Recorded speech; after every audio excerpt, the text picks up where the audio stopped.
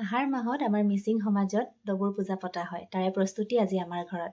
যদিও পূজা ভাগৰ বিশেষ দিন অহা নাই আৰু পূজা ভাগসমূহ গাঁৱৰ ৰাইজে একেলগে মিলি পেলাই সমূহীয়াকৈ পাতে যদিও আজি আগতীয়াকৈ আমাৰ ঘৰত পাতিছে। কাৰণ ককা আইতাৰ দিনৰে পৰা পূৰ্বপুৰুষৰ পৰা এই পূজা ভাগ আমাৰ ঘৰত চলি আহিছে। আমাৰ মা দেউতাৰ খুব ইচ্ছা যে পূৰ্বপুৰুষৰ পৰা চলি অহা প্ৰত্যেকটো নিয়ম এনেদৰে ধৰি ৰখা আৰু মানি চলা।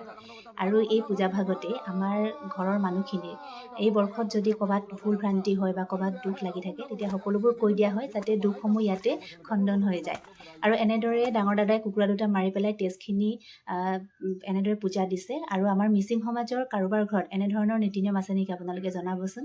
শেষত কুকুৰা দুটাৰ এনেকৈ মূৰ ঠেং পাখি সকলোবোৰ এনেকৈ গুজি পেলাই ঘৰৰ চাৰিওদিশে গুজি দিয়া হয়। দেউতাই ডাঙৰ দাদাক ক'ত ক'ত গুজিব লাগে সকলোবোৰ শিকাই দিছে। আৰু এটা বিশ্বাস আছে যে এনেধৰণে চাৰিওফালে যদি গুজি ৰখা হয় বিভিন্ন ধৰণৰ অপশক্তিৰ পৰা ঘৰখনক বচাই ৰাখে। আৰু শেষত এনেদৰে এটা নীতি নিয়ম কৰি পেলাই পূজা সামৰে।